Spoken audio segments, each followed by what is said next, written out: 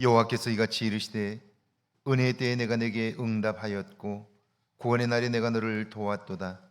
내가 장차 너를 보호하여 너를 백성의 언약으로 삼으며 나라를 일으켜 그들에게 그 황무하였던 땅을 기업으로 상속하게 하리라. 아멘. 주님, 이 땅을 사는 동안 하나님의 은혜를 알게 하시고 은혜 안에 살도록 우리를 부르셨으니 감사합니다. 10월의 마지막 주일을 맞으며 풍성했던 가을 들녘을 기억합니다. 주님, 봄에 심었던 그 모든 노력이 이 가을에 열매를 맺게 하시고 황금 들녘을 보며 기뻐했던 모습들을 기억하나니 주여, 우리의 삶의 열매를 보게 하옵소서.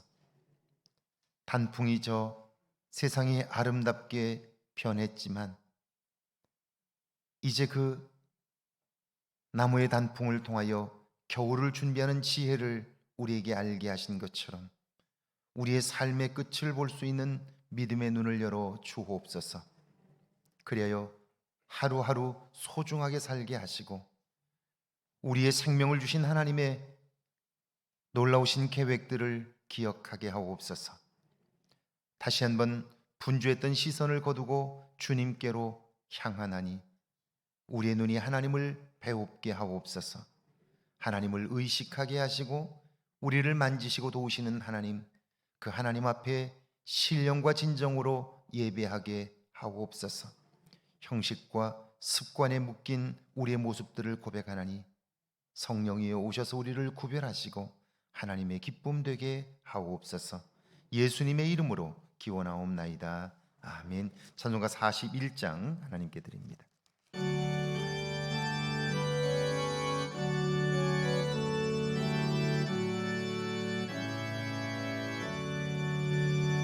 내 영혼아 주 찬양하여라. 온 뜻과 정성을 다 모아서 사랑과 은혜 풍성하시니 주 안에 참된 기쁨이 넘치도다. 내 영혼아 주 찬양하여라. 그 발로 행하신 은위여분 인자와 자비 풍성하시니 온 세상 모두 알리라. 세세도록 내 영혼아 주 찬양하여라. 능력과 권세로 다스리네. 교만한 자는 물리치시고 이 낮고 천한 백성들 높이시네.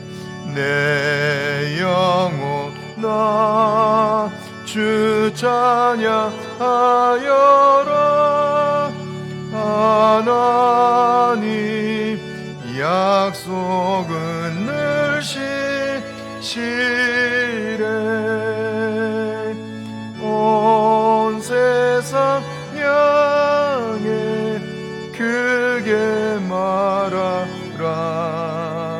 내 주님이 하심을 영원토록.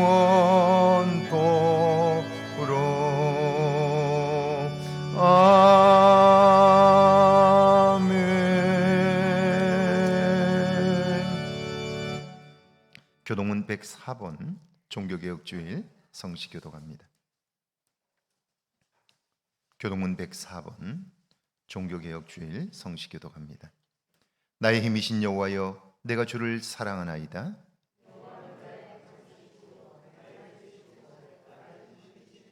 나의 하나님이시요, 내가 그 안에 피할 나의 바위시요, 나의 방패시요, 나의 구원의 뿌리시요, 나의 산성이시로다. 예수께서 이르시되 오히려 하나님의 말씀을 듣고 지키는 자가 복이 있다 하시니라. 내가 복음을 부끄러워하지 아니하노니 이 복음은 모든 믿는 자에게 구원을 주시는 하나님의 능력이 됨이라. 먼저는 유대인에게요, 그리고 헬라인에게로다. 복음에는 하나님의 의가 나타나서 믿음으로 믿음에 이르게 하나니 기록된 바 오직 의인은 믿음으로 말미암아 살리라 함과 같으니라. 너희가 내 말에 거하면 참으로 내 제자가 되고 진리를 알지니 진리가 너희를 자유롭게 하리라. 우리 주 예수 그리스도로 말미암아 우리에게 승리를 주시는 하나님께 감사하노니 그러므로 내 사랑하는 형제들아, 견실하며 흔들리지 말고 함께 읽습니다. 항상 주의 일에 더욱 힘쓰는 자들이 되라. 아멘. 사도신경으로 우리의 신앙을 고백합니다. 전능하사 천지를 만드신 하나님 아버지를 내가 믿사오며 그 외아들 우리 주 예수 그리스도를 믿사오니 이는 성령으로 잉태하사 동정녀 마리아에게 나시고 본디오 빌라도에게 고난을 받으사 십자가에 못 박혀 죽으시고 장사한 지 사흘 만에 죽은 자 가운데서 다시 살아나셨으며 하늘에 오르사 전능하신 하나님 우편에 앉아 계시다가 저리로서 산 자와 죽은 자를 심판하러 오시리라. 성령을 믿사오며 거룩한 공회와 성도가 서로 교통하는 것과 죄를 사하여 주시는 것과 몸이 다시 사는 것과 영원히 사는 것을 믿사옵나이다. 아멘. 자리에 앉으셔서 찬송가 73장 하나님께 드립니다.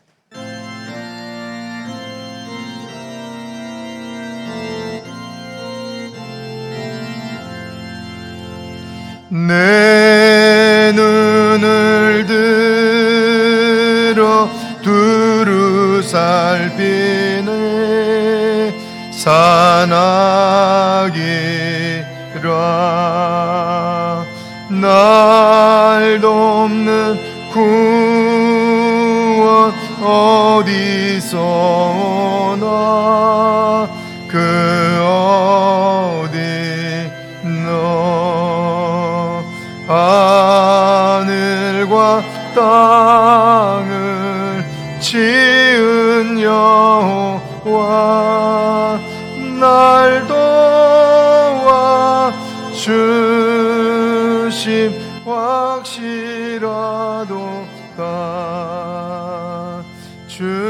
주께서 나의 가는 곳마다 지키시며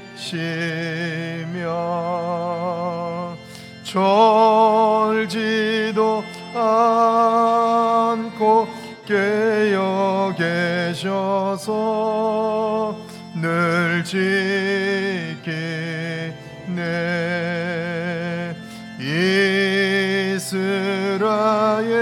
이스라엘을 지키시는 이 쉬지도 않고 살펴주시네. 여호와 나의 보호자시니 늘 지키며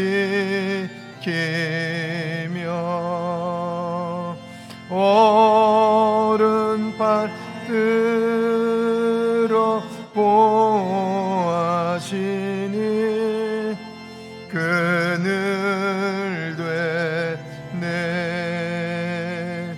낮에는 해가 삼지 못하며 또 밤에 달이 해치 못하네. 여호와 나의 영혼 지키사 돌보시며 내 모든 죄를 사해 주시고 늘 지키네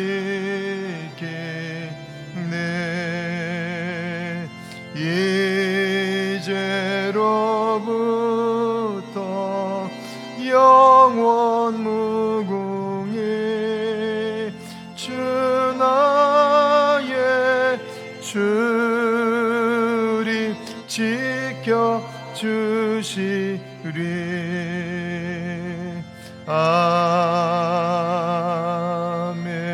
아멘. 이경훈 안수 집사님 기도합니다.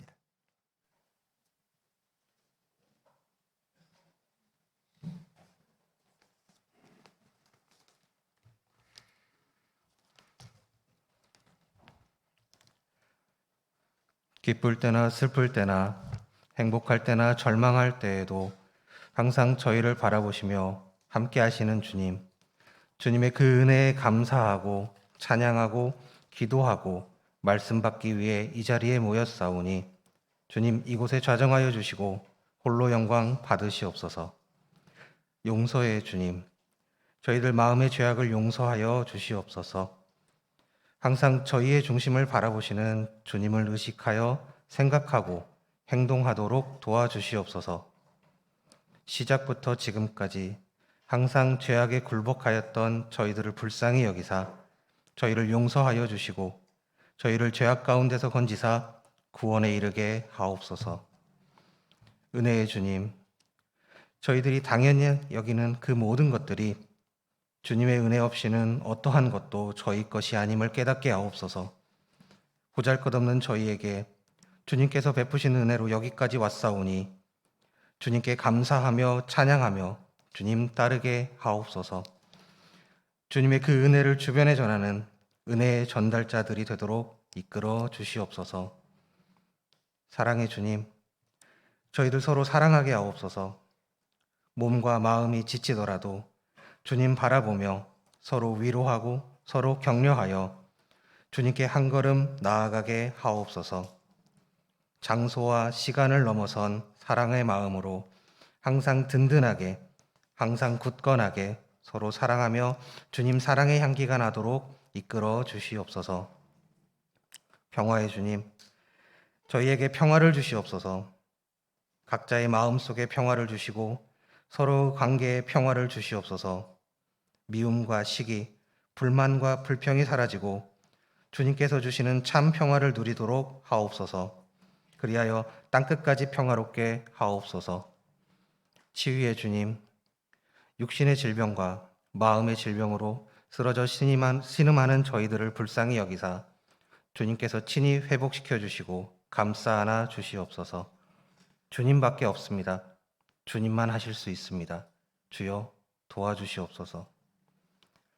신앙등교회를 사랑하시는 주님, 저희 한 사람 한 사람이 주님께서 사역 주신 교회라 믿사오니 모두가 하나 되어 하나님의 크신 뜻을 이루는 교회가 되도록 역사하여 주시옵소서. 교회의 모든 사명이 주님이 주신 것이고 주님을 향해 있음을 잊지 않게 하시고 자기 생각으로 계획하고 평가하는 자기중심의 죄악에서 벗어나게 하옵소서. 특별히 장봉 목사님께 주님 함께하여 주시옵소서. 영육간의 각 굳건함을 주셔서 주님 말씀 전하며 저희를 이끄실 때 흔들림 없이 지혜롭게 부족함 없도록 은혜 내려 주시옵소서. 예배를 위해 낮은 곳에서 높은 곳으로 드리는 기도 소리를 들어주시고 또 이 예배를 위해 시간과 정성과 마음을 드리는 모든 이들의 손길 위에 주께서 축복을 내리사 그 가정도 복되게 하옵소서. 주님을 위해 모여 연습하고 준비한 한 걸음 오케스트라의 마음을 주님 받아주시옵소서. 그 한 걸음 한 걸음에 주님 함께 하시고 그 한 걸음 한 걸음에 넉넉함을 주시옵소서. 오늘 주시는 말씀으로 저희들 삶을 돌아보며 뉘우치며 깨닫고 회개하고 다짐하는 은혜의 시간 되도록 이끌어 주시옵소서. 감사드리오며 이 모든 말씀 저희를 구원하실 주 예수 그리스도의 이름으로 기도드렸습니다. 아멘.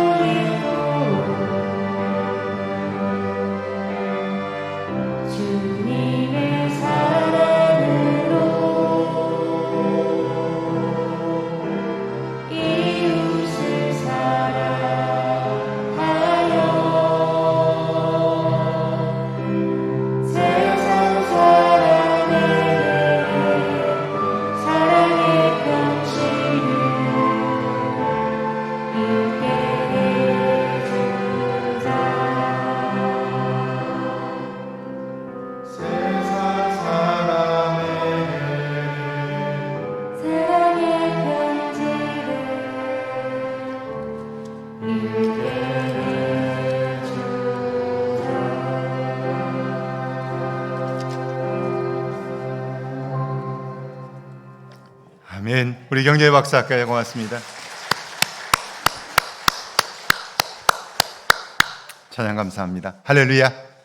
예배 오신 여러분들을 주의 이름으로 환영합니다. 오늘은 창조절 9번째 주일이며 종교개혁 주일입니다. 오직 은혜, 오직 성경, 오직 믿음, 오직 그리스도, 오직 하나님께 영광을 외친 종교개혁자들의 외침은 오늘 우리와 교회도 들어야 할 외침입니다. 우리의 삶이 오직 신앙으로 무장되어 주의 능력 가운데 살 수 있기를 원합니다. 11월 월삭 기도회가 1일 오전 5시 교회학교 주관으로 있습니다. 11월의 첫날을 하나님께 예배함으로 시작할 수 있기를 바라고요. 하나님의 온전한 인도함을 받는 여러분들이 되기를 바랍니다. 11월 1일입니다. 화요일이죠. 화요일 여러분 새벽을 깨워서 함께 기도로 시작할 수 있기를 바랍니다. 다음 주 오후 예배에는 우리 교회 출신의 박용호 목사님 신상교회를 담임하시는데 오셔서 오후에 말씀 전해주십니다. 가을 정기 대신방이 계속되고 있습니다. 함께 협력해 주시는 공동체와 동역자님들에게 감사드리고 아마 이번 주 지나고 다음 주면 거의 끝날 것 같습니다. 공동체 일정이 조금 바뀌었습니다. 2일날 29 공동체, 4일 33 공동체, 5일 34 공동체, 14 공동체입니다. 수정해 주시기를 바랍니다. 11월 20일 추수감사주일 예배를 위해서 교회학교와 각 사역위원회 미리 준비해 주시고 사무실에 참여 예배를 알려주시기를 바랍니다. 익산노회 임시노회가 금요일 9시 30분부터 함열교회에서 있습니다. 위에서 기도해 주시기를 바랍니다. 이번 주 생일 맞으신 분들입니다. 이진성 집사님, 김기라 집사님, 강진희 권사님, 황미정 집사님, 백금희 집사님, 황옥순 권사님, 전동호 장로님, 김연남 집사님. 축하 박사까지 고맙습니다. 일부에 나오신 분들도 점심에 오시면 식사 맛있게 할 수 있습니다. 황옥순 권사님 팔순 감사해서 식사를 준비했습니다. 오셔서 함께 축하해 주시고 식사 나눌 수 있기를 바랍니다. 585장 부르면서 준비하신 예물 봉헌합니다.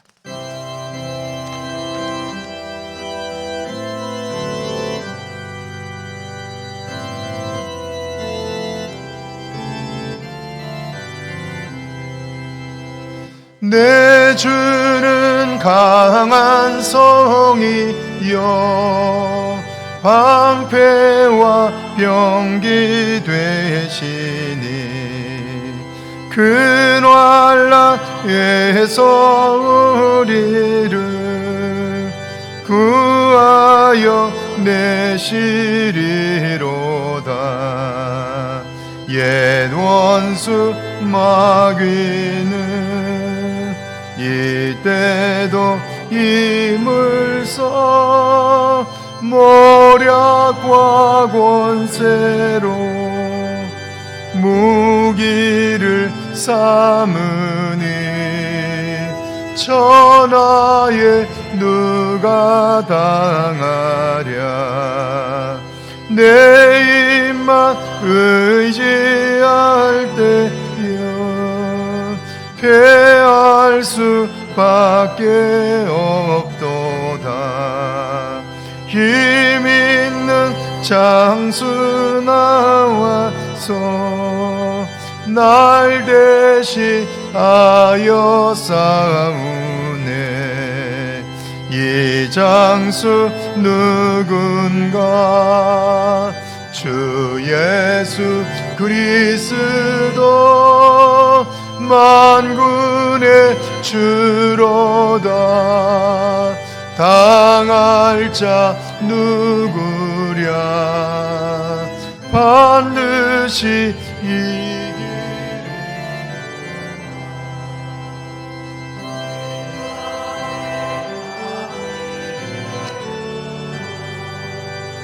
우리를 삼키려 하나. 겁내지 말고 섰거라. 진리로 이기리로다. 이것과 죄물과 명예와 생명을 다 빼앗긴데도 진리는 살아서 그 나라 영원하리라. 아멘.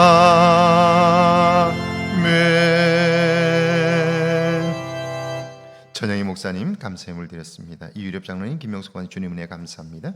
저희 가족 건강 지켜주옵소서. 남궁식 이호래 권사님, 범사의 감사님 손말순 권사님, 대영의 강용순 권사님, 김현숙 권사님, 김영면 최은경 집사님, 문정숙 권사님 예배자로 세워주심을 감사합니다. 무명으로 감사예물, 선교예물 이정복 장로님, 박혜정 권사님 선교예물 무명으로 드렸습니다. 1,000번째 예물 드렸습니다. 기도합니다. 전능하신 주님, 주님을 믿는 믿음으로 살게 하시고 지난 한 주간도 은혜 안에 살도록 이끄셨으니 감사합니다. 돌아보면 하나님께서 우리의 필요한 것들을 공급하시고 우리를 붙드시고 흔들리되 뽑히지 않도록 우리를 지키신 것을 감사합니다. 그런데 주님, 그 만 가지 은혜를 입었으나 우리는 그때에 주님을 놓쳤고 우리가 우리의 욕심을 따라 살았던 모습들을 발견합니다. 새롭게 되기를 원하면서도 과거에 묶여 있었던 우리의 모습들을 발견합니다. 과거의 습관을 따라 살았던 우리의 모습들, 한치도 나아지지 아니한 과거의 습관을 따라 살았던 우리의 모습들을 고백하나니 오늘 이 시간 주님을 기억함으로, 주님을 바라봄으로, 주님의 만져주심을 경험함으로 우리의 삶이 한 걸음 주님께로 다가서게 하옵소서.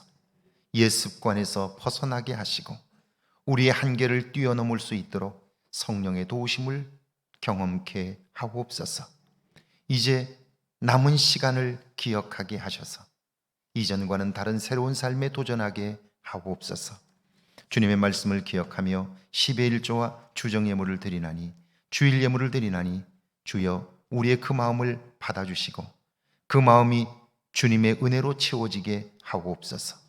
그래야 우리가 사는 것, 이제 그리스도를 위해 사는 것임을 알게 하시고 그리스도를 위하여 살아감으로 우리의 삶의 새로운 변화가 시작되게 하옵소서.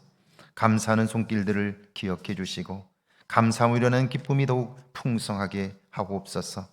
건강을 위하여 생일을 맞아 감사하는 손길들을 축복하시고 이 땅에 두신 하나님의 일들을 이루게 하옵소서. 선교 예물을 드리며 마음에 소원하는 일들을 위하여 1,000번째 예물을 드리나니 주여 받으시고 우리 중심을 하시는 주께서 응답하여 주옵소서. 우리의 삶에 결핍들이 있을 때에 채우시는 하나님, 우리의 넉넉하게 부어주시는 하나님의 은혜를 경험케 하셔서 그 하나님을 찬송하게 하옵소서. 감사의 달을 기다리며 우리 안에 감사가 더욱 풍성하게 하옵소서. 예수님의 이름으로 축복하며 기도하옵나이다. 아멘.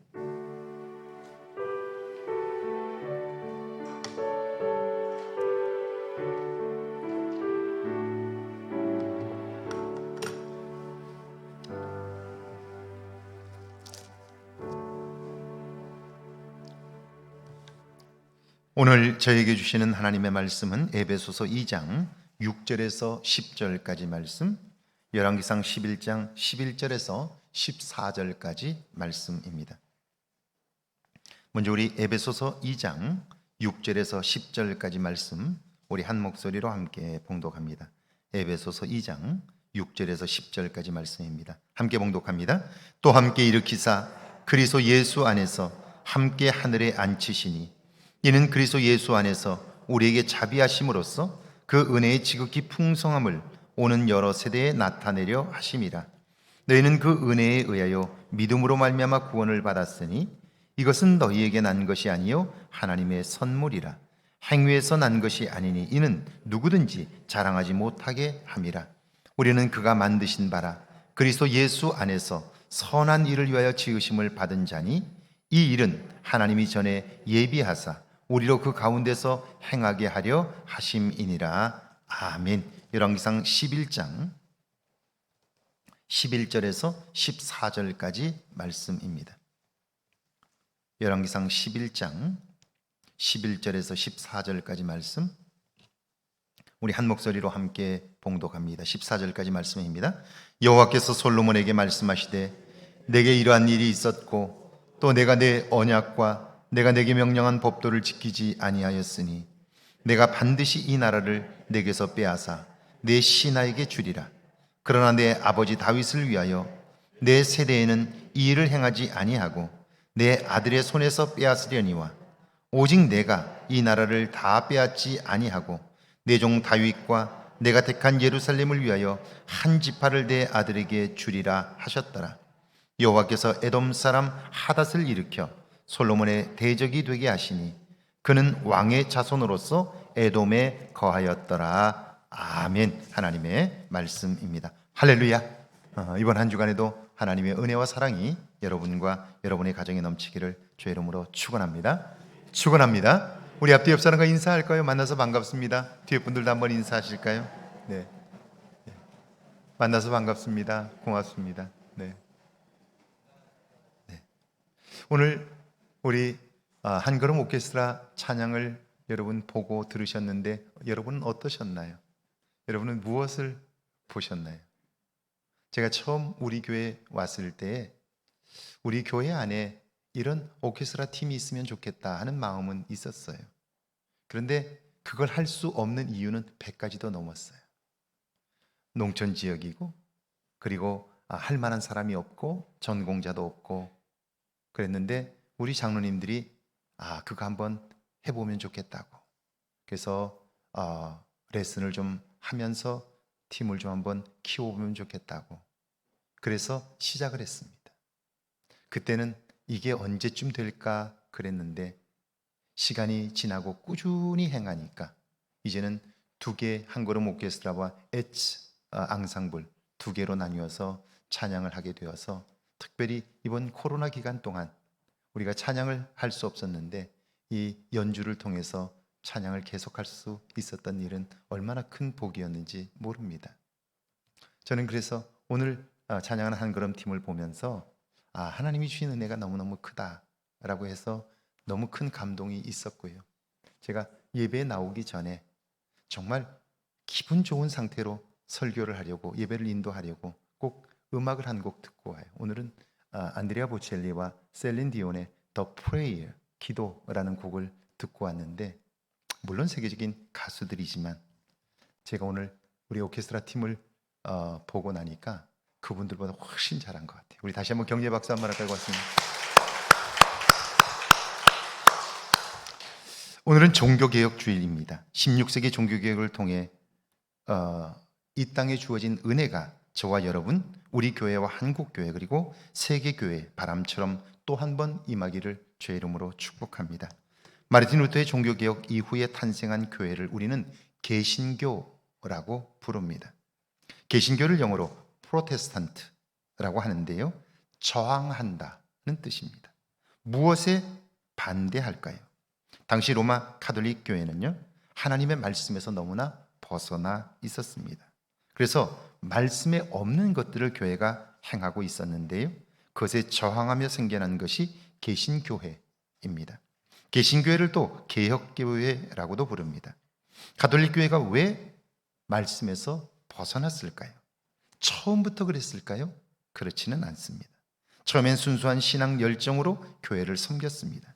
그런데 교회가 제도화되고 힘과 권력을 얻게 되자 힘을 가진 사람들이, 당시로 보면 사제들이 있죠. 그들이 자신들이 유리한 대로 교리와 법을 만들었습니다. 하나님의 말씀에서 벗어난 거죠. 그래서 하나님과 상관없는 교회가 된 거예요. 사실 유럽의 대성당들이 이때 세워졌는데요, 그런데 그곳에 하나님은 안 계셨습니다. 왜요? 당시 사람들은 거대하고 높은 성당을 만들고 그곳으로 자신들의 부와 기술과 명예를 뽐냈습니다. 그러니까 어때요? 타락할 수밖에 없었던 거죠. 그래서 프랑스의 시인이자 소설가였던 빅토르 위고는 자신의 소설 노트르담 드 파리에서 인간은 거대한 성당의 돌과 유리 위에 자신들의 역사를 썼다, 그렇게 말씀하고 있습니다. 자, 이걸 통해서 우리가 보아야 할 것은, 오늘 우리의 삶이 사실은 하나님의 역사가 되어야 하는데, 오늘 여러분 한 사람 한 사람의 삶이 과연 하나님의 역사가 되고 있습니까? 혹시 여러분은 여러분의 삶의 역사 위에 여러분의 재능과 여러분의 능력을 기록하려고 하지는 않습니까? 자기 주장대로, 자기 관심대로 그것만 기록하는 역사가 되고 있지 않느냐 하는 거예요. 이것은 결국 하나님과 상관없는 일이 되고, 그게 아무리 거대하고 웅장하다 해도 하나님이 계시지 않기에 한순간에 무너질 수밖에 없는 거죠. 이걸 경험했기에 개신교는요, 교회는 끊임없이 개혁되어야 한다고 믿는 거예요. 우리 한 사람 한 사람이 교회인데, 교회인 우리들은 끊임없이 개혁되어야 하는 거예요. 변화되어야 하는 거죠. 새로워져야 하는 거예요. 무엇이 변화되어야 할까요? 시간이 지나면요, 우리도 모르는 사이에 교회는 하나님이 아니라 사람이 주인이 됩니다. 말씀이 아니라 사람들의 생각과 판단이 교회를 좌지우지하게 됩니다. 그런 신학과 제도가 생겨납니다. 예배와 모임이 진행됩니다. 변질되는 거죠. 그러면 교회는 맛을 잃은 소금처럼 세상에서 아무런 영향력을 발휘할 수 없게 되는 거예요. 오늘 교회된 내 생명의 주인이 누구인가? 우리는 입으로는 하나님이 내 생명의 주인이라고 말하지만 중요한 일들을 결정할 때 그분과 상의하시나요? 그분을 주인으로 대접하고 있나요? 그러지 못하다면 우리는 개혁되어야 하는 거죠. 다시 하나님이 주인된 삶으로 새로워지지 않는다면 우리의 삶은 어느 순간 무너질 수밖에 없는데요. 오늘 한국 교회가 세상 사람들로부터 지탄을 받는다면 그 이유는 무엇일까요? 100여 년 전 목사 안수를 받고 장대현 교회를 담임했던 길손주 목사님의 설교를 모아 홍성사에서 길손주라는 제목의 책을 출간했습니다. 그 책에 나오는 이야기입니다. 여러분 잘 들어보세요. 그리고 오늘 100년 전에 교회 안에 있었던 일들이 오늘도 여전히 자리 잡고 있는데, 이것은 하나님이 주인된 교회가 아니라 사람이 주인된 교회의 모습이에요. 그런데 이걸 심각하게 문제로 여기질 않아요. 이걸 바꾸려고 또 이것 때문에 가슴을 치며 통회하는 사람들이 교회 안에 보기 어려워요.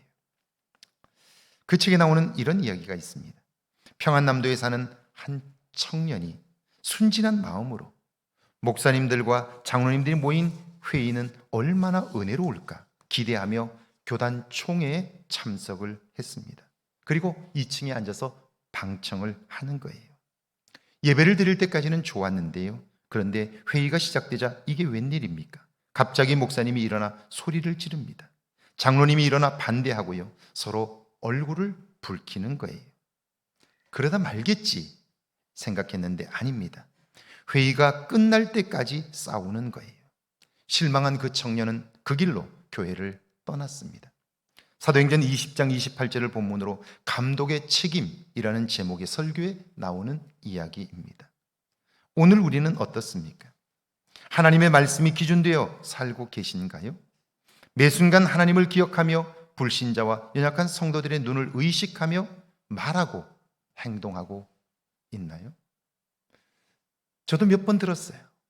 목사님, 재직회 때는 하나님이 안 계신 것 같아요. 목사님, 당회할 때는 하나님이 안 계신 것 같아요.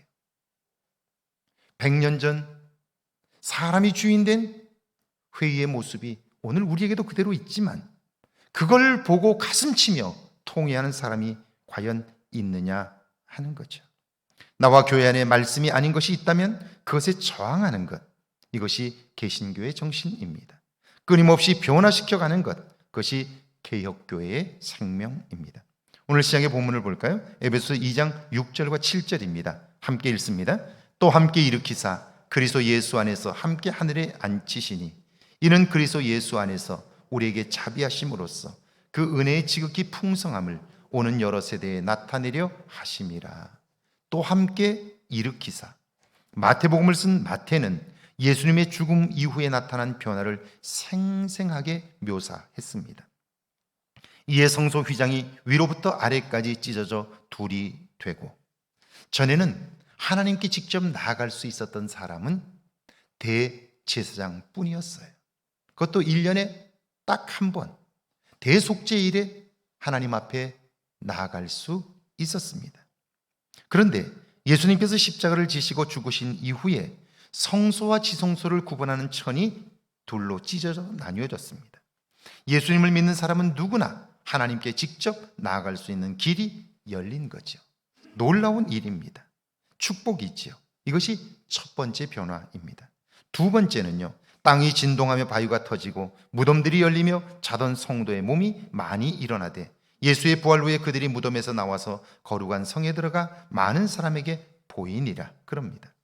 하나님께서 예수님을 죽은 자 가운데서 살리셨을 뿐 아니라 주 안에서 잠자던 자들, 성도들이죠. 그들도 함께 일으키셨고 거룩한 성에 들어가게 하셨습니다. 이것이 또 함께 일으켰다는 뜻입니다. 사실 이 말씀은요, 정말이지 인간이 경험할 수 있는 최고의 변화입니다. 인간은 한계를 가지고 살기에 평생을 사는 동안 문제를 만날 수밖에 없습니다. 그걸 해결할 능력이 없기에 근심과 걱정, 염려와 두려움 가운데 살 수밖에 없어요. 그런데 그 모든 문제를 해결할 수 있는 분을 곁에 모실 수 있다면 어떨까요? 인간은 비로소 자신의 한계를 넘어설 수 있고요, 넘어선 삶을 경험할 수 있게 되는 거예요. 이게 신앙생활을 하는 목적입니다. 자, 나의 한계 때문에 나는 문제 속에 빠져 살 수밖에 없고요, 근심과 두려움 속에 살 수밖에 없어요. 이게 인간의 운명이에요. 그래서 우리는 전능하신 하나님을 믿고 나의 한계를 넘어서는 거예요. 나의 부족함을 넉넉히 채울 수 있고요, 내가 예상치 못했던 놀라운 삶을 살 수 있게 되는 거예요. 그래서 신앙생활을 시작했고 하나님을 의지하는 거예요. 그리고 우리는 하나님을 의지하면 하나님은 우리의 한계를 넘어서게 하는 분으로 믿고 살아요. 그런데 과연 오늘 우리에게는 이런 능력이 경험되고 있느냐 하는 거예요.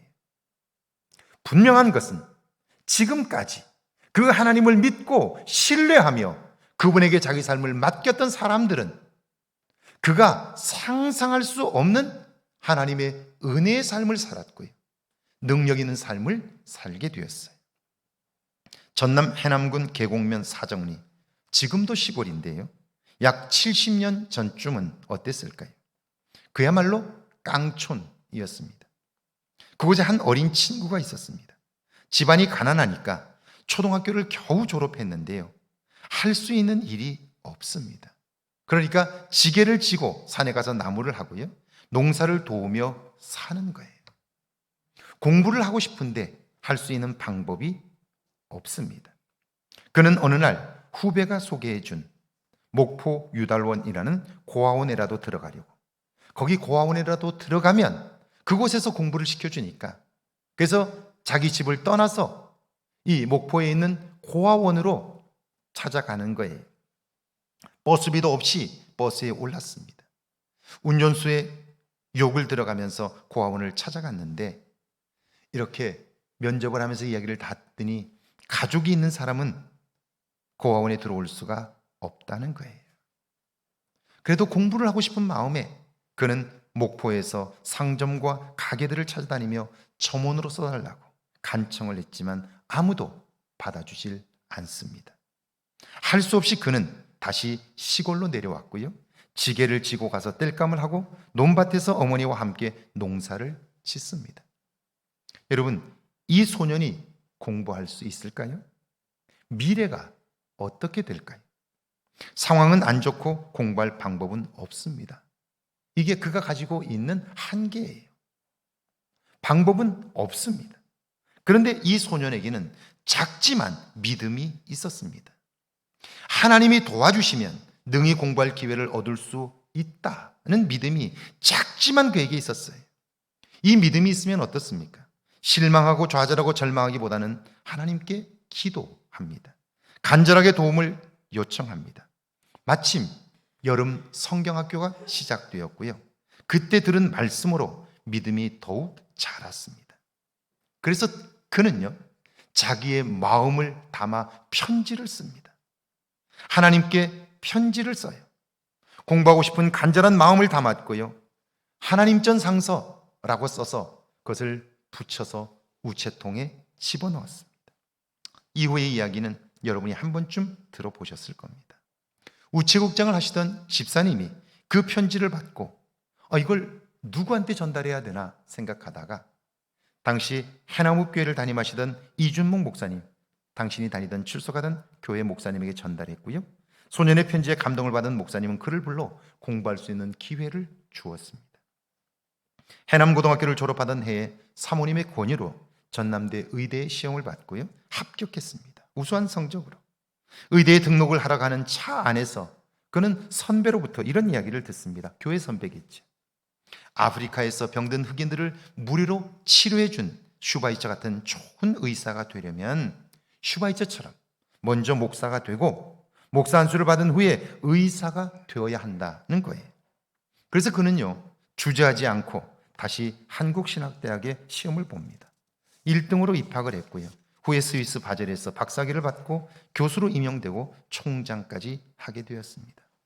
제 스승이신 오영석 박사님의 이야기입니다.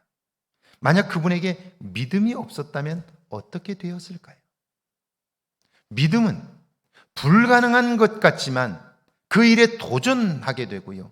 하나님이 그의 그런 마음을 붙드사 그가 상상할 수 없는 일들을 이루시는 거예요. 우리가 믿는 하나님은 그런 분이셔요. 그렇다면 오늘 우리에게 그 믿음이 있다면 우리도 여전히 믿음의 도전들을 할 텐데 과연 우리의 삶에 이런 하나님의 역사가 경험되고 있느냐 하는 거예요. 만약 이 하나님의 역사를 경험하지 못한다면 우리는 하나님을 주인으로 모셨다고 하나 여전히 내가 나 자신의 주인 되어 살 거예요.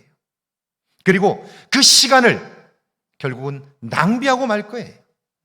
시간이 아무리 많이 주어져도 나 자신을 위하여 사용하는 시간은 하나님과는 상관이 없어요.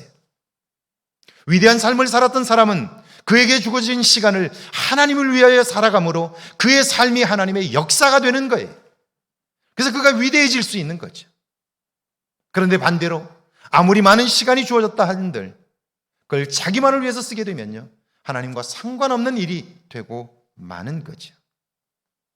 예수님을 구원자로 믿은 이후에 우리에게 주어진 변화와 능력은 실로 엄청난데 마태는 예수님의 죽음을 가장 가까이에서 지켜본 백부장과 병사들의 고백을 십자가 사건 마지막에 기록해 두었어요. 사람들은 말합니다. 십자가에 달린 예수는 하나님의 아들일 수 없다고요. 왜요? 자기 목숨 하나 구하지 못하는 자가 어찌 다른 사람의 생명을 구할 수 있느냐는 거예요. 그런데 그렇지 않아요. 여러분, 그들이 본 것은 눈앞에 보이는 상황뿐이었어요. 배후에 하나님의 역사를 보지 못하니까, 믿음이 없기 때문에 하나님이 하신 일을 볼 수가 없기 때문에 그들은 자기 눈으로 본 것으로 판단하는 거예요. 아니, 구원자라며 메시아라며, 아니 자기 생명 하나 구하지 못하면서 어떻게 남의 목숨을 구할 수 있느냐고, 그러므로 저는 메시아일 수 없다고 사람들은 말했어요. 그런데 그 곁에서 그의 죽음을 가까이에서 지켜봤던 백부장과 병사들은 마지막 예수님께서 죽으시는 그 사건을 보며 이렇게 고백합니다. 심히 두려워하여 이르되 이는 진실로 하나님의 아들이었도다. 그래요. 믿음 있는 사람들이 아니었어요. 그런데 그가 마지막까지 예수님의 죽음까지를 동행하며 보았더니 그는 진실로 하나님의 아들이었다는 거예요. 여러분, 당시에 하나님을 믿는다는 사람들은 저가 하나님일 수 없다고, 메시아일 수 없다고 말했는데 믿음 없는 병사와 백부장은 어떻게 그걸 볼 수 있었을까요? 보는 눈이 달랐던 거죠. 그래서 사도 바울은 이렇게 말씀합니다. 8절과 9절이죠. 함께 읽습니다. 너희는 그 은혜로 의하여 믿음으로 말미암아 구원을 받았으니 이것은 너희에게서 난 것이 아니요 하나님의 선물이라. 행위에서 난 것이 아니니 이는 누구든지 자랑하지 못하게 함이라. 인간의 한계를 넘어설 수 있도록 하신 하나님의 일, 이것은 우리의 노력이나 제주와는 상관이 없는 일이죠. 거기에 거저 주어진 것이기에 은혜입니다. 우리 모두는 이런 은혜를 받았습니다. 중요한 것은요, 믿음이 있는 사람만이 그 은혜를 알고 은혜 안에 살 수 있습니다. 은혜를 알고 은혜 안에 사는 일이 왜 중요할까요? 그렇지 않으면 사람들은 그것을 자신의 자랑거리로 삼습니다. 오늘 우리가 누리는 모든 것들은 다 하나님이 주신 거예요. 그걸 하나님이 주셨다고 믿고 고백하는 사람은 삶에 기쁨이 있어요. 왜냐하면 그 일을 행하신 하나님을 보기 때문이에요. 또 그 하나님이 하실 일들을 기대하기 때문이에요. 그런데 하나님을 놓친 사람은 그 모든 것이 하나님께로부터 왔음에도 불구하고 하나님이 주신 그것을 자기의 자랑거리로 삼습니다. 여러분이 만약 지적인 재능이 있다면 그것이 여러분의 노력으로 만든 것입니까? 하나님이 주신 것 아닙니까? 여러분이 넉넉한 삶을 살고 있다면 그것은 여러분의 노력으로 된 것입니까? 그렇지 않아요. 하나님이 주신 은혜이지요. 그런데 그걸 하나님의 은혜로 알면 여러분은 기뻐할 수 있고요. 하나님을 위하여 살다가 하나님 때문에 행복해할 수 있어요. 그런데 하나님을 놓치면 어때요? 그걸로 나의 자랑을 삼게 돼요. 그걸로 자기를 과시하게 돼요. 그러면 망하는 거예요. 대성당들의 시대에 사람들이 거대한 성당을 건축하고 그곳에 자신들의 이름과 역사를 기록한 것과 같지요. 결국 하나님이 주신 선물을 자신들의 자랑거리로 삼으면 망하고 마는 겁니다. 10절을 함께 읽습니다. 우리는 그가 만드신 바라 그리스도 예수 안에서 선한 일을 위하여 지으신 받은 자니 이 일은 하나님이 전에 예비하사 우리로 그 가운데서 행하게 하려 하심이니라. 그렇다면 하나님은 왜 우리에게 은혜를 주셨을까요? 오늘 본문에 보니까 선한 일을 위하여 우리를 새롭게 지으셨다는 거예요. 그렇다면 선한 일이 뭘까요? 하나님이 우리를 지으신 목적이 뭐냐면 선한 일을 위하여 지으셨고 그리고 예수 그리스도로 말미암아 새롭게 구원받게 하신 목적이 뭐냐면 우리에게 선한 일을 맡기시려고 우리를 구원하셨다는 거예요. 자, 그렇다면 선한 일이라는 게 뭘까요? 마태복음 19장에 나오는 부자 청년의 질문이 바로 그것입니다. 선생님이요, 내가 무슨 선한 일을 하여야 구원을, 영생을 얻으리이까? 그때 예수님은 선하신 분은 오직 하나님 한 분뿐이라고 말씀하며 하나님을 사랑하는 것과 하나님이 사랑하시는 이웃을 내 몸처럼 사랑하는 것, 이 두 가지가 선한 일이라고 말씀합니다. 하나님을 사랑하는 일이 왜 중요할까요? 그분을 사랑할 때 우리는요, 교만의 유혹을 이길 수 있습니다. 이웃을 사랑할 때 욕망의 유혹을 이길 수 있는 겁니다. 여러분, 여러분이 하나님의 자녀라면, 하나님의 다스림을 받는다면 여러분은 예배를 사모할 수밖에 없어요. 왜냐하면 하나님이 나를 구원하시고 오늘 내게 주신 은혜가 너무나 크기 때문에 그 하나님과 가까이 사귀기 위하여 여러분은 예배를 사모해요. 그런데 여러분이 예배에서 조금씩 멀어진다면, 예배가 짐처럼 느껴지고 예배가 부담스럽다고 느껴진다면 그것은 여러분이 하나님에게서 멀어졌다는 증거예요. 하나님보다 더 즐거운 일이 여러분에게 있다면 그것은 하나님이 두 번째가 되었다는 이유예요. 그럼에도 불구하고 그걸 심각하게 생각하지 않아요. 왜냐하면 하나님에게서 멀어지면 내 눈에 좋아 보이는 것들이 생기기 시작해요. 거기에 빠지면 나를 통하여 하나님이 행하실 일들을 놓치게 되고요, 하나님에게서 멀어질 수밖에 없는 거죠. 내 삶은 나의 역사가 되고 마는 거예요. 나의 역사는 망하는 거예요. 왜냐하면 욕심과 교만에 이끌려 살 수밖에 없기 때문이에요. 그러나 하나님과 가까워지면 나를 통하여 하나님이 행하시고 싶어 하시는 일들을 이루게 되기 때문에 내 삶이 하나님의 역사가 돼요. 그리고 내 삶은 빛이 나기 시작해요. 그리고 내 삶의 영향력들이 커지게 되는 거예요. 무슨 일을 해도 이런 사람은 하나님을 드러내죠. 자기를 낮추게 되는 거예요. 하나님을 사랑하는 일, 그래서 선한 일이 되는 거예요. 이웃을 사랑하는 일이야말로 내 욕망을 극복하게 해주기 때문에 이웃을 사랑하는 일이야말로 선한 일이 되는 거죠. 오늘 구약의 말씀을 한번 볼까요? 열왕기상 11장 11절입니다. 함께 읽습니다. 여호와께서 솔로몬에게 말씀하시되 내게 이러한 일이 있었고 또 내가 내 언약과 내가 내게 명령한 법도를 지키지 아니하였으니 내가 반드시 이 나라를 내게서 빼앗아 내 신하에게 주리라. 하나님께서 솔로몬에게 말씀합니다. 내게 이러한 일이 있었고, 이때 이러한 일이라는 게 뭡니까? 그것은 그가 왕이 되었을 때 하나님께서 말씀하신 명령을 어긴 일이에요. 왕이 된 솔로몬은 그 일이 너무 감사하고 송구하여 정성껏 일천 번제를 드렸죠. 그 마음이 진심이었기에 하나님은 감동을 받으셨고요, 내가 내게 무엇하여 주기를 원하느냐 물으셨어요. 그때 그는요 또 한 번 하나님을 감동시킵니다. 나는 작은 아이라 이 백성을 다스릴 수 없사오니 내게 백성의 아픔을 느낄 수 있는 마음을 주옵소서. 그래요. 이게 뭐죠? 이웃을 사랑하는 거죠. 선한 마음이에요. 저들의 소리를 들을 수 있도록 귀를 주옵소서. 들을 수 있는 귀를 달라고 그래요. 이게 뭐죠? 이웃을 사랑하는 거예요. 그러면서 일천번제를 드렸으니까요, 이것은 하나님을 사랑하는 거예요. 솔로몬은 처음 왕이 되었을 때 하나님을 사랑하는 것과 이웃을 사랑하는 마음이 있었어요. 선한 마음이 그 속에 있었다고요. 그때 하나님은 이렇게 말씀합니다. 내가 만일 내 아버지 다윗이 행함같이 내 길로 행하며 내 법도와 명령을 지키면 내가 또 내 날을 길게 하리라. 그렇게 말씀해요. 신약으로 말하면 하나님을 사랑하고 이웃을 내 몸처럼 사랑하는 그 마음을 지키기만 한다면 내가 내 삶을 책임질게, 내가 너를 높여줄게, 너에게 필요한 모든 것을 공급해 줄게, 이렇게 약속을 하신 거예요. 그런데 그가 왕이 된 후에 하나님을 향한 사랑이 조금씩 식었습니다.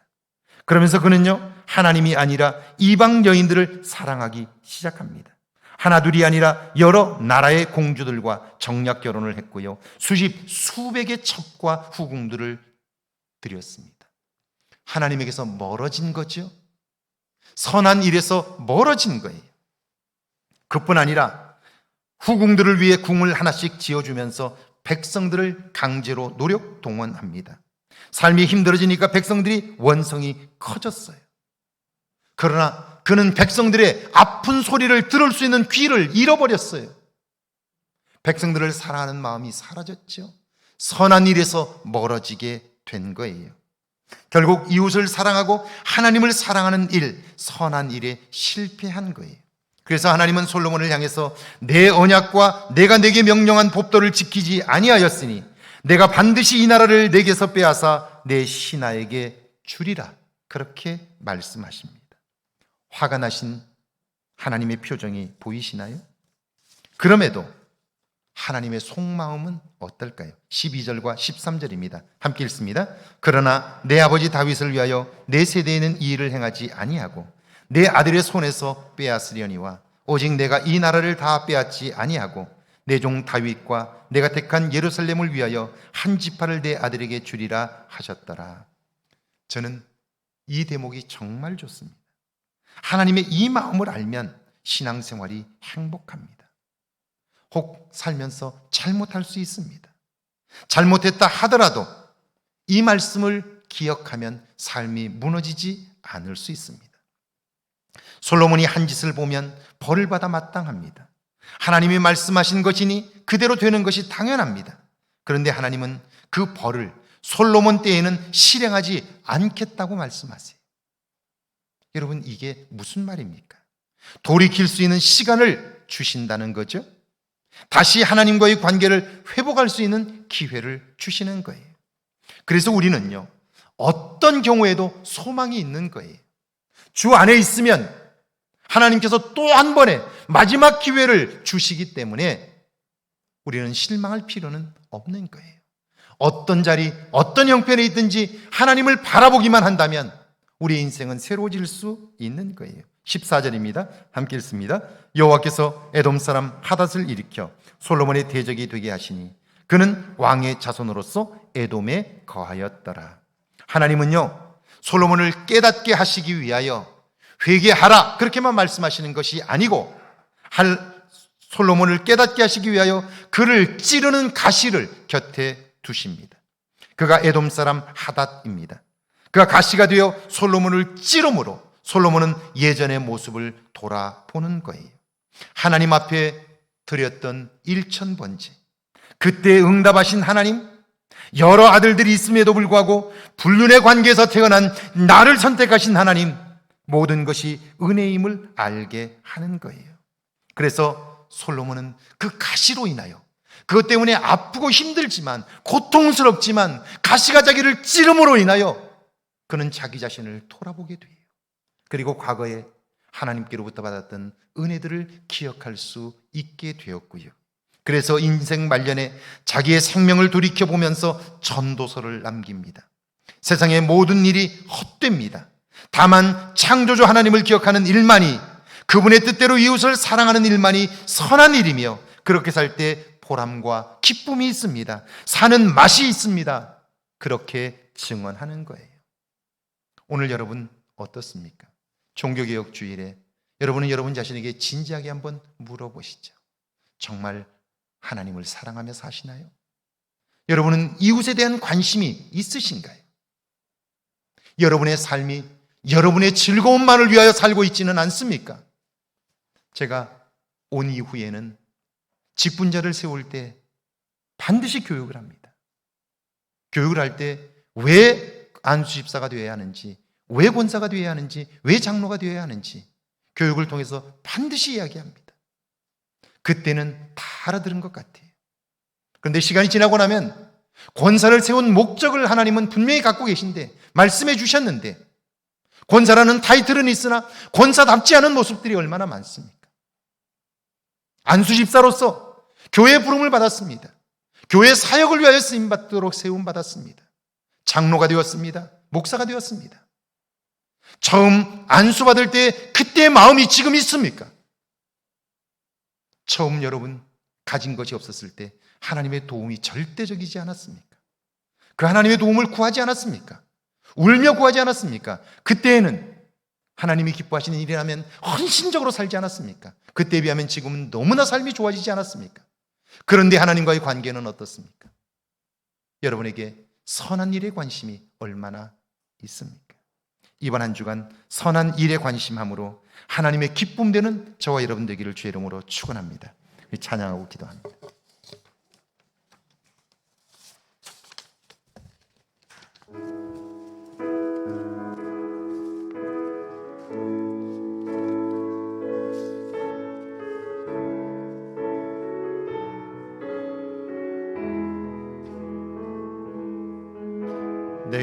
내게로부터 눈을 들어 주를 보기 시작할 때 주의 일을 보겠네. 내 작은 마음 돌이키사 하늘에 꿈꾸게 하네. 주님을 볼 때 모든 시선을 주님께 드리고 살아계신 하나님을 느낄 때 내 삶은 주의 역사가 되고 하나님이 일하기 시작하네. 성령이 나를 변화시켜, 성령이 나를 변화시켜 모든 두려움 사라질 때 주의 일을 보겠네. 황폐한 땅 한가운데서 주님 마음 알게 되리. 주님을 볼 때 모든 시선을 주님께 드리고 전능하신 하나님을 느낄 때 세상은 주의 나라가 되고 하나님이 일하기 시작한 모든 시선을 주님께 드리. 살아계신 하나님을 느낄 때 살아계신 하나님을 느낄 내 삶은 주의 역사가 되고 내 삶은 주의 역사가 되고 하나님이 일하기 시작하네. 우리 시간 함께 기도하길 원합니다. 지금으로부터 500년 전, 600년 전 종교개혁자들은 복음의 은혜로 인하여 구원받음을 기억하며 자기의 목숨을 버렸습니다. 그리고 그들의 피가 오늘에까지 순수한 복음으로 우리에게 전해졌습니다. 그래서 오늘 우리가 구원을 받았습니다. 구원의 은혜로 인하여 오늘 우리는 너무나 많은 복을 받았습니다. 1950년 전쟁 이후에 이렇게 번창한 나라가 있었습니까? 역사상 이런 나라가 있습니까? 자원이 많고 훨씬 더 잘 사던 나라들도 그 이후에 다 몰락했습니다. 근데 오늘 이 땅이 이만큼 복을 받아 살게 된 이유는 무엇입니까? 똑같이 시작한 북한을 보세요. 지금 어떻습니까? 여러분의 가정을 생각해 보십시오. 여러분이 오늘 이만큼 살게 된 것 여러분의 노력 때문입니까? 아니라면 오늘 우리가 누리는 모든 것들은 하나님의 은혜입니다. 그런데 그 은혜를 여러분은 어떻게 사용하고 있습니까? 여러분이 자랑거리로 삼고 있지는 않습니까? 여러분의 육체를 위하여 살고 있지는 않습니까? 여러분의 눈에 좋아 보이는 것을 사용하고 여러분 마음대로 그걸 사용하고 있지는 않습니까? 솔로몬이 하나님을 사랑하고 이웃을 사랑해야 할 처음 마음을 잃어버림으로 이방 여인들을 사랑하게 되었고요, 백성들의 고통을 소리를 듣지를 못하게 되었어요. 결국 나라는 망하고 맙니다. 늦게 깨달음을 얻었지만 그러나 그의 아들 때에 나라는 둘로 갈리고 맙니다.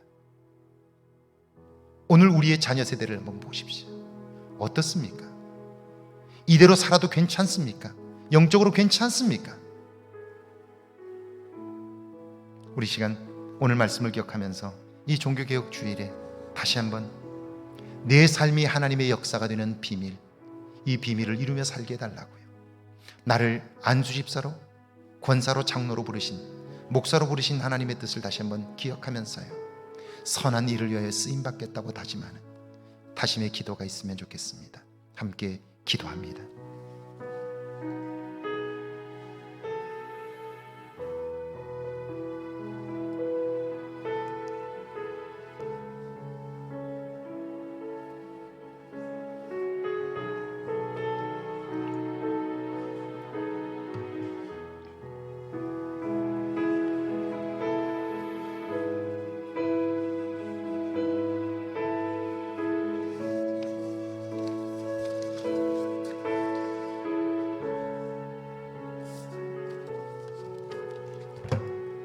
주님,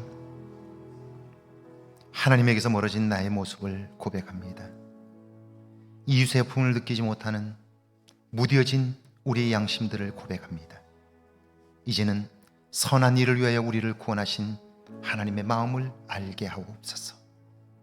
이제는 하나님에게서 멀어졌던 나의 모습을 보며 가슴을 치게 하시고 이웃의 아픔에 귀막은 우리의 모습들을 통회하게 하옵소서.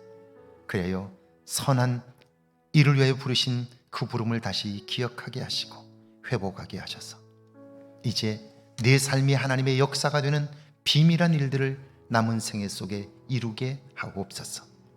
지금은 우리 주 예수 그리스도의 은혜와 하나님의 놀라우신 사랑하심과 성령의 새롭게 하시고 은혜 베푸시는 능력의 역사가 이제 선한 일을 위하여 부름받은 나 자신을 발견하고 주님과 동행함으로 이 땅의 새 역사를 이루기를 원하는 주의 모든 백성들과 가정과 일터와 우리의 교회 위에, 우리가 사는 이곳 아름다운 황등과 익산과 이 땅과 온 세계 위에 이제로부터 영원토록 함께 계실지어다. 아멘.